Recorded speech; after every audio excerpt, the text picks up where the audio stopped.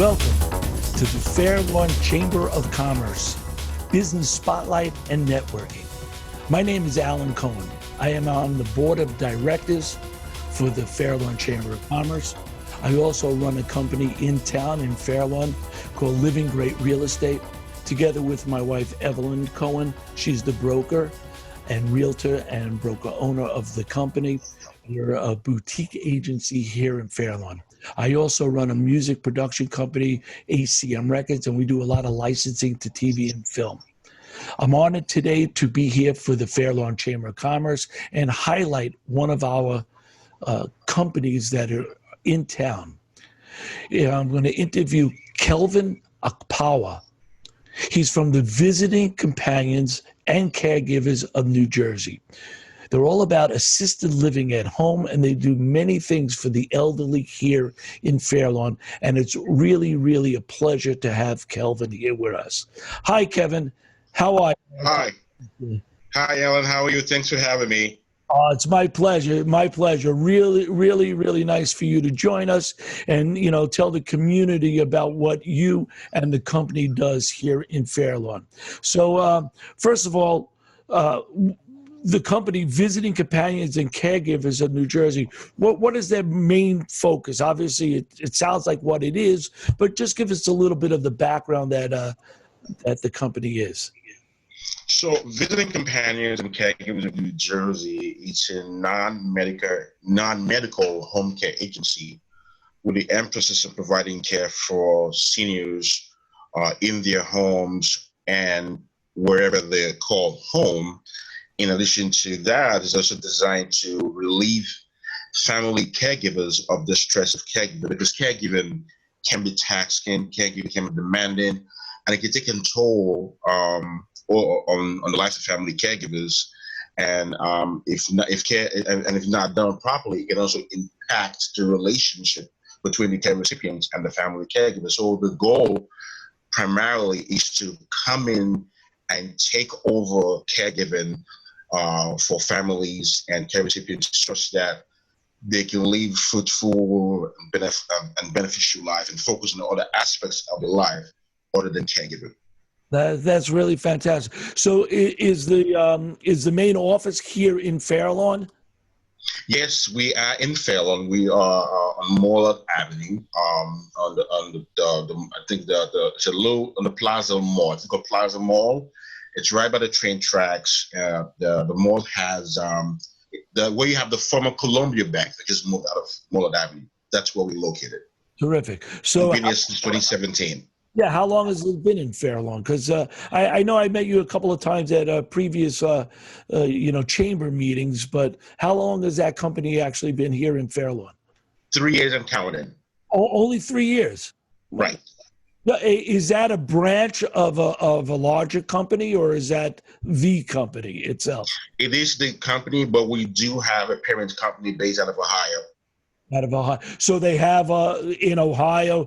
Are they spread out throughout the U.S. then? For now, it's typically the parent company is based out of Ohio and has different branches in Ohio, and this is just one of its subsidiaries. Okay, terrific. And what is your position there, Kelvin?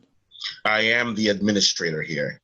Okay, so you obviously we know what administrator is. So what's your actual function, administrator? So you're bringing people in, you're seeing if they're qualified, assigning people, your caregivers to them. Is it something like that? So I'm in charge of all things Visiting Companions. The model, I am administrator/owner. So I'm in charge of daily operations, hiring, payroll, scheduling, marketing. I do it all. Nursing as well, because I'm a nurse. Also. You said a part owner, so you're actually a part owner of this branch? I am the owner, actually. You are the owner. That's fantastic. Yes. Very, very noble. So you brought up a lot of things. First of all, about how many caregivers do you have at the organization right now?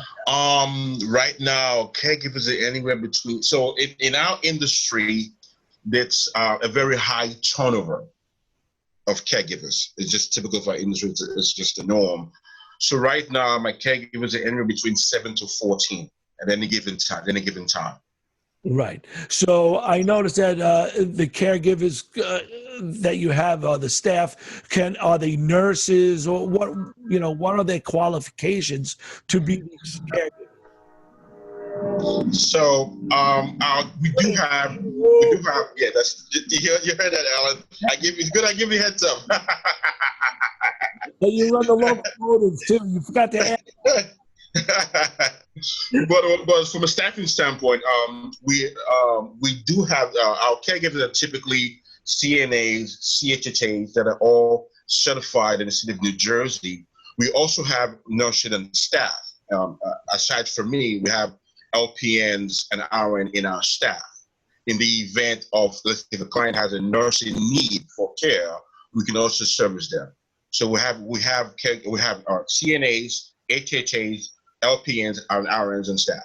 Wow, that's fantastic. But you said it was non-medical though. So really you're going there to when you go there, you're not prescribing obviously medicine, that's through the doctor. So you're really being the companion, as in the name, just helping them do errands, cleaning with them, or just being a companion, or do you go another level down? So that's the great thing about visiting companions and caregivers of New Jersey. We are a certified non-medical home care agency, right? But because we are nurse-owned, we're able to do more than the typical agency. So yes, we do provide companion services if the client needs it. And in the state of New Jersey, companion services where the caregiver goes in there and there's no physical contact, right, between the caregiver and the care recipient. Yeah. So we also provide that. We also provide in-home care, provide homemaking services. We provide care management, provide a whole gamut of services.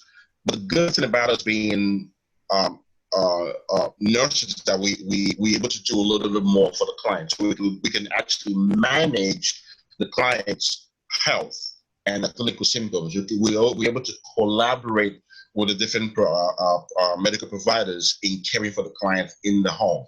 So that makes us very unique. So unlike all the agencies that they're certified to provide non-medical care and send caregivers in the home, and that's pretty much what they can do. In our case, we have the clinical licensing to do a little bit more for the client. Well, maybe administer some medication if they have to take pills a couple times a day or something like that, or absolutely. So there are clients who may have a need for, let's say they have a peg tube, they need a peg fitting. Well, we service such clients. The client who needs to get insulin a couple times a day, we provide that. The client needs medication management, we provide that. The client needs care management, we provide that. So our licensing as clinical professionals allows us to do a little bit more for a client if that need presents itself. Yeah, that's fantastic. So what qualifies these, I don't know, do you call them patients? What do you actually call? They're clients. Why? They're clients because they're not patients. Patients typically are people in the hospital. They're not in the hospital. They're in the home, and the goal is to provide dignified care for them in their home and allow them to live life according to their terms. So they are clients. Right. So clients. Okay. So what qualifies that client to be associated with you?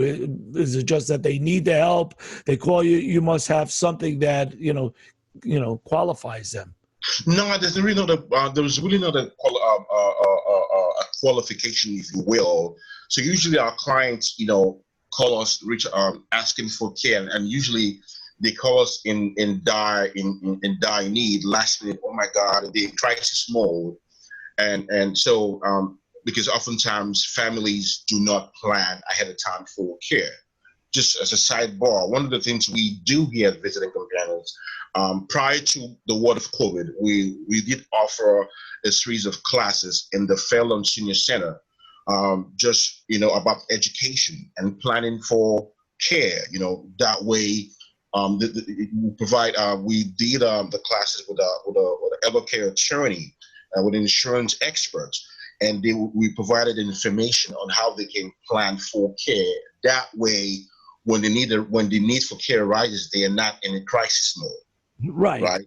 That So too late. I mean, I'm not laughing, but right, people do have to plan ahead as you get into the 60s, 70s. I'm sure some of your clients are a bit older than that as well. If they're not really, didn't really plan with their family, that could be devastating at that that time. could be devastating. And also quickly, Alan, I know I have elderly parents, so I understand that those topics are difficult conversations to have, right? I clearly understand it's a human thing, but planning, just planning makes it a lot easier, because if you don't plan, then it's like a double whammy, because then you're stressed out. The family members need care. Family members, the siblings, adult kids, if they don't have these conversations, and it can be, they're mad, it can be, frustrating. So it just adds to the crisis, right? So when you plan for it, in this workshop we've had in the past, we give tips on how to, approach the conversations with your parents, how to start it, give you tips on how to have successful conversations, maybe, tips on how to manage these sort of conversations. That way, it's fruitful and productive towards the desired goal. Yeah, that's fantastic, because it is a very delicate topic. Nobody wants to talk. I mean, my mother is 89 years old, lives in Florida. She was doing fantastic, head of the card game in Mahjong, and lived in a nice community century village. And then Right. she was okay, but then started walking less, and now she's at a point where, because of COVID, which we'll talk a little bit about also, she's been in the house for 6 months, 5 months, whatever it's been. And Right. they're afraid in Florida to go out. So it seems like her mental stability went way down in these last couple of months. And now I'm going, wow, we really didn't plan a lot, because you felt so good there in your community. You had all your girlfriends and people around, but all of a sudden now you're more secluded.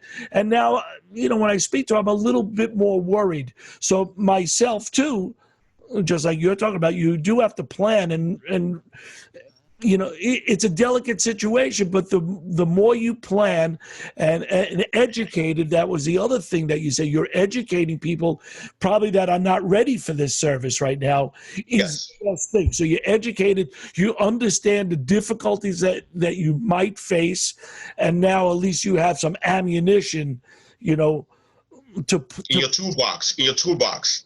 I didn't mean to start trouble. Right. A toolbox. No, that's fantastic. But you Right. education to people that are not ready for this service yet, but at least they have the information, God forbid they need it. Absolutely. Are most of the people really not doing well, or they just need extra boost of help? Alan, real quick, before I answer your question, let me make a quick point to the last question. Yes. So as far as requirement, there are no requirements for our clients. So if they call us and they need help, we assist them, right? And also we do not have, some of the agencies do have an hourly requirement. So for example, if you do not have a minimum of 4 hours of care, they won't take you on.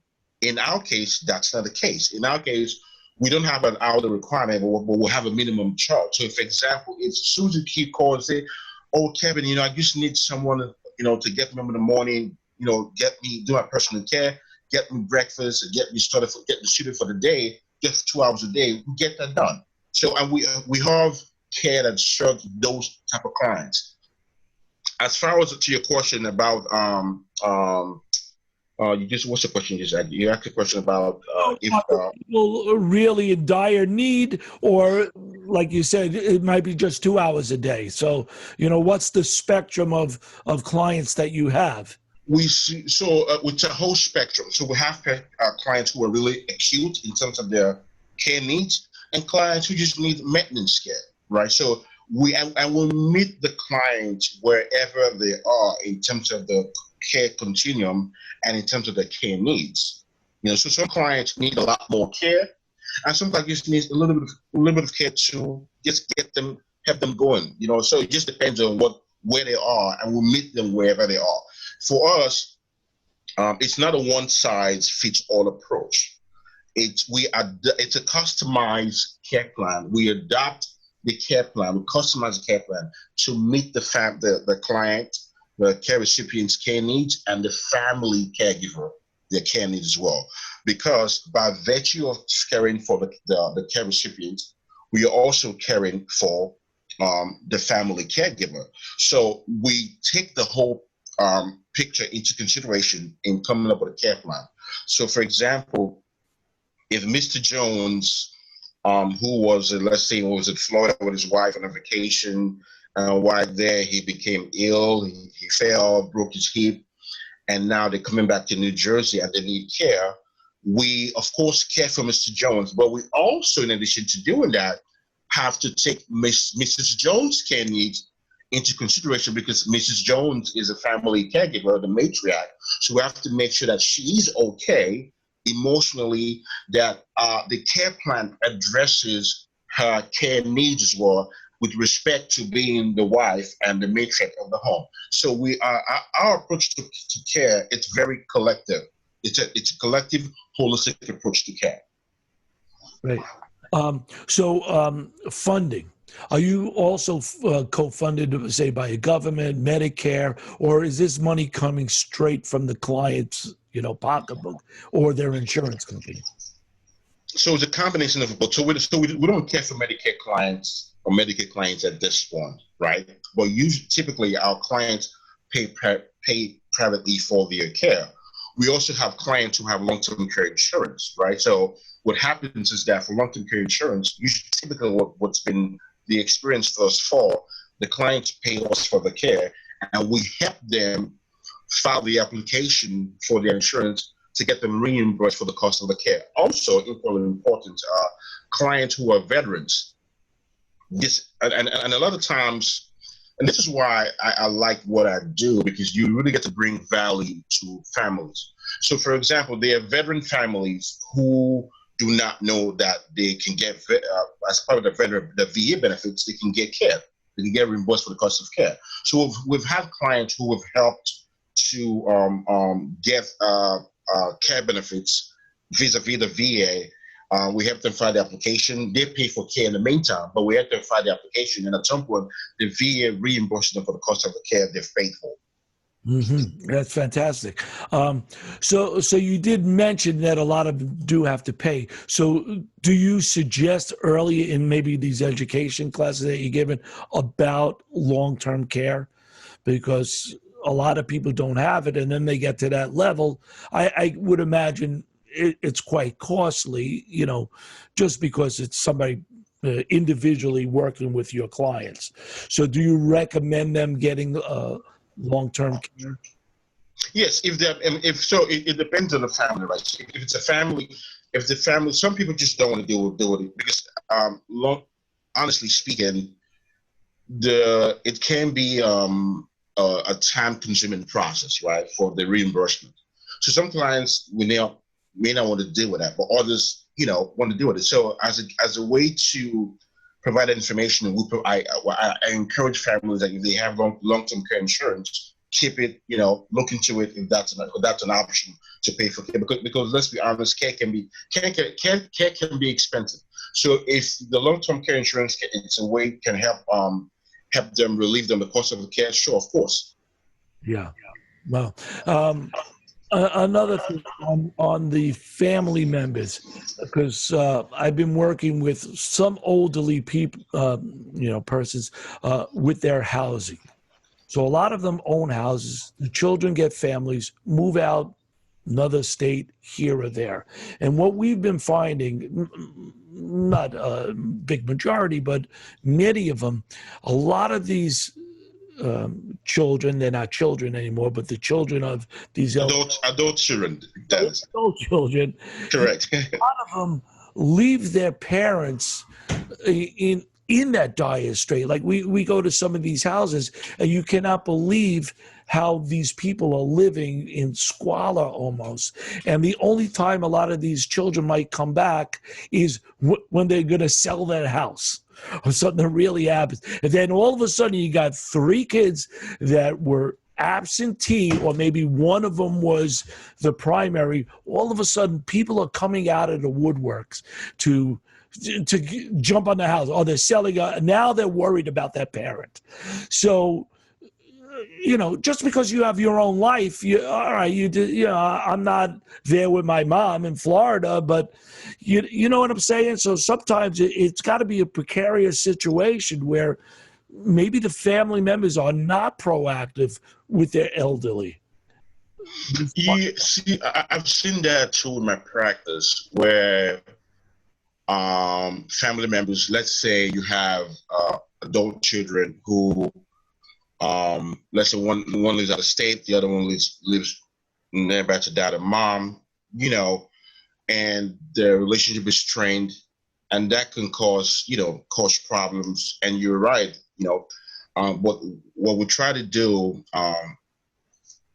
we try to minimize those kind of getting involved in that quagmire, if you will. We try to stick to the care management and just advise clients, to the extent it's possible.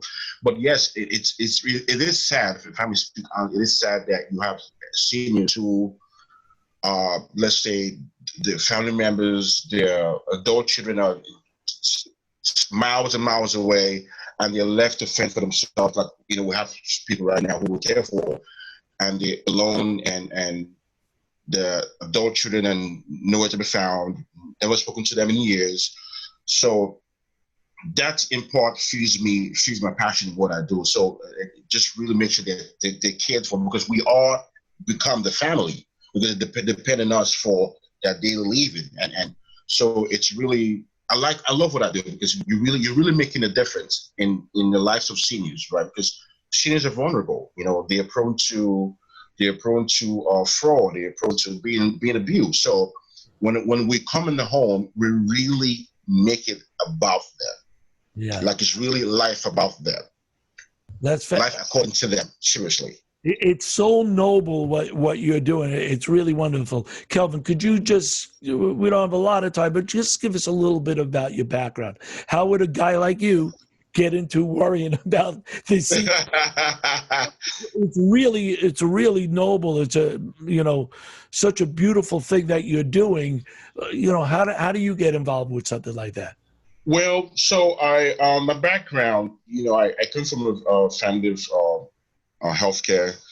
I have a brother who's graduating nursing school next week, as a matter of fact. I have a sister who's a board certified pediatrician. My parents, my dad is a biochemist. So pretty much I come from that background, but I was born in Africa, West Africa, as a matter of fact, in Nigeria. I came to the States when I was 20. So I was pursuing medical school at a point, and I switched to nursing school. And when I was in nursing school, I went to school in Pittsburgh, as a matter of fact. I knew that I was one of the care for the elderly, just because, during my clinical rotation, you see them just really sad, like in the nursing homes, and the poor guy doesn't want to be there. He just want to go home. Like, I don't want to be here. My kids, my adult children want me to be here, but I really want to go home. And oftentimes I see them just have this sad gloom about them. And sometimes they just need someone to talk to, and they laugh and smile, and that makes them happy, makes a difference in their day. So post nursing school, I figured that that's the way to care for seniors in their homes, and which is where they feel the most comfortable. And I started practicing as a bedside nurse, and I was doing my research, and I found some resources on how to care for seniors in the home, and I, of course, took advantage of it, and here we are. Yeah, that's an incredible story. Really beautiful. So you did that. So you went into for the senior care itself. I know a lot of people either would have this or they would go into say a nursing home. I think a lot of times when they're more comfortable in the house, but then they only have a certain amount of hours with their caregiver. In a nursing home, it's 24 hours. But I think a lot of people, once they go into a nursing home, they think that's like heading towards the end of the road, because now they're in a little room. It's not their environment, and it's a whole different scene. It seems like. It is, because older adults really, quite frankly, the research has shown that they thrive better in familiar environments. They really do. Physically, emotionally, their response to care, they just thrive better because they are in a familiar environment. Now, places like this long-term care facilities like rehab facilities, subacute rehab, nursing homes, independent living, assistance, any kind of congregate setting I typically don't encourage it, because it's just warehousing of seniors, right? So and then in those facilities they're really overstaffed, so they don't have the time and the resources to provide the level of care and stimulation and customized care that an older adult really needs to thrive. Hence, care in the home really makes sense. Works for older adults because they're in a familiar setting. They don't feel restricted. They can move as they want. It's home. So psychologically, it's a different kind of response to care. Yeah, sure. But do you find that as they might get a little bit more, not well, disabled or whatever, it's harder because obviously you're not with them through the night. Let's say something happens in the middle of the night to them. Okay. Is there like a beeper that gets them directly to your caregivers, or how do you deal with that? So it depends, though. Sometimes we have this life alert type things where, in the case of an emergency, they can call press, right? But let's say a and it depends. If it's a client who's on round-the-clock care in our assisted living at home program, they never have to worry about, falling at nighttime or dealing with some sort of emergency that poses a risk to their health, because there's a caregiver with them round the clock, right? Now, if it's a client who gets care a couple of hours a day, what we do, as responsive providers, we ensure that before we take on a client, that the care is safe. If we cannot safely care for you, we don't admit you. So, for example, we have our model of care is based on the I-CARE model of care, which stands for integrity, compassion, advocacy, resourcefulness, and excellence, right? So if we cannot satisfy every one of those models in our care delivery, we won't take you on as a client, because for us it's not about money, it's about people first. Sure. So safety is safety is very important. It's high on our radar. So if we're going to admit a client, we ensure that it's safe care, even though when we are not there. But if there's a safety concern, then we ensure that we have a system in place to ensure that that safety need a need for safety is addressed. So, for example, when the caregiver leaves, we ensure that there's a family caregiver around. Mm-hmm. That way, in the event of an emergency, there's someone there to care for them, right? And also, we are a 24/7 agency. So, if, let's say, in brand new clients, nighttime, something happens, they need care, and they call us, we respond to. We'll come out and do an assessment if need be. So we really pride ourselves on the fact that we are very flexible, we are adaptable, and we really adapt the care our care program to meet the client wherever they are. It doesn't matter. It's fantastic. I will provide the care in their homes or wherever they call home. Wherever they might call home at this point. Yes. This is a really, really interesting stuff. At this point, I'd like to open it up. We do have another participant that might have a question or two. So I'm going to let them on, and then we'll take a few minutes, and then we'll wrap up this. But it's been very interesting. I do have with us another participant, Erin Stanchek. Erin, would you like to come on and say hello to us? Hi, Erin. How are you? Good. Hi, How are you Aaron. doing? Hey, Kevin. I used to work with a lot of administrators of caregiving associations like yourself, administering the WOTC credit. Have you heard of the WOTC credit before? It might be something that could help you out. What is it? What's he credit?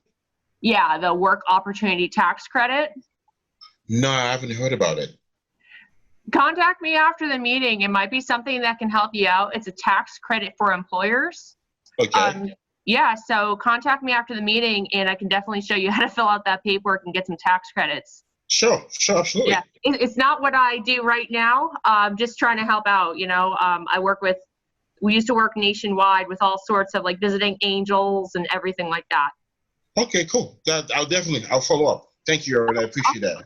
Not a problem. Always great to save money from the government, right? Sure. Let me ask you, Kelvin, since the COVID, has anything changed in, I don't know, your strategy or the way you're helping people? Are more people in need right now? Has things changed a bit? Absolutely. In fact, I'm going to say something that probably shock your audience. I think COVID has been a good thing. I think so. So, of course, besides the obvious devastation of life, of loss of lives, of course. But the perspective for me is that COVID has really made businesses step up their care delivery and level of operation. So, for example, we have what's called a COVID-19 corporate plan, right? That's really designed to address our client safety and the safety of our caregivers. So, for example, all caregivers must wear masks and gloves before going to the client's home. If it's a client that gets care around the clock, for example, the caregiver, before they get in the home, so that they come in the client's home in street clothes. As soon as they get in the home, they go straight in the bathroom, change their clothes into the agency prescribed scrubs, gloves, mask. They check their temperatures in real time and they document it. In addition to documenting the temperatures, they also send it to us in real time. That way we know what the temperature is. At the end of the shift, they also take their own temperatures, mask, gloves, and they only, and to the extent possible, they maintain social distancing. So, for example, if the caregiver is taking the client out, grocery shopping, doctor's appointment, they both have to have masks. And depending on who's driving, they sit diagonally from each other. So, if one person driving, and the other person sitting at the back, sit diagonal. So, we try to maintain social distance to the extent possible. Anyone that has a fever, they're taking up the schedule right away. So our COVID-19 coverage plan is very detailed, and we update it as we get more information from the CDC. Mm-hmm. So yes, we have changed how we do business. Absolutely, it has made us a lot more responsible in our care delivery. Absolutely. Yeah, I mean, I was just speaking to someone about that too. Not that COVID is good, but I said to them the same thing as you did. It's amazing now everybody is sanitary. They wipe it down. I mean, we went on a kayak, so they wiped down the kayaks. They wiped down. Right. They did this. I actually had to buy my daughter a float because they didn't want to reuse the personal floating devices. Right. It seems like everybody is now thinking about cleanliness, being, of course, sanitary and all that. So in that respect, hopefully it lasts somewhat. I mean, I hope we don't have to wear masks forever, but like at one time people are coughing, sneezing, and it wasn't a problem. Now, the more you cough, like, I know. But it just seems more people are worried about, the sanitary conditions, and which I think is very good for everybody. Yes, it is, and during in the heat of the lockdown, especially for us in New York, New Jersey, what I say was that the air is a lot better because there were a lot less cars driving. COPD patients were breathing better because the air was cleaner. You know, business owners were challenged to learn new skills, for example. So, like with virtual interaction became the thing. You have to pick up new skills. You have to pick up some new ways of engaging your clients, your customers. So I think it's overall from a business standpoint, I think it's been great because it forces you to step up and really meet the challenges of the day. Mm-hmm. I agree. And also, like you said, the way we're communicating, and me speaking with you right now and having our guests with us, it's a good way to meet a lot of new people. There's a lot of ways to meet. I would never known this much about what you do. I met you at a meeting or two. We chatted here and there, had nice social, a minute or two, but right. Really, making this business spotlight available to our community and, of course, to the other members, I think is really important. And being online and being out there and showing that you're concerned, like you are, to the community, I think is a great thing for your business. Let people know that you're here, you're ready to help them. And Alan, I want to add one couple few things. I have to thank Tony. The felon, she's been amazing, man. Tony's great. She's been a great resource, been there for me. I want to thank her because she actually made this connection between you and I.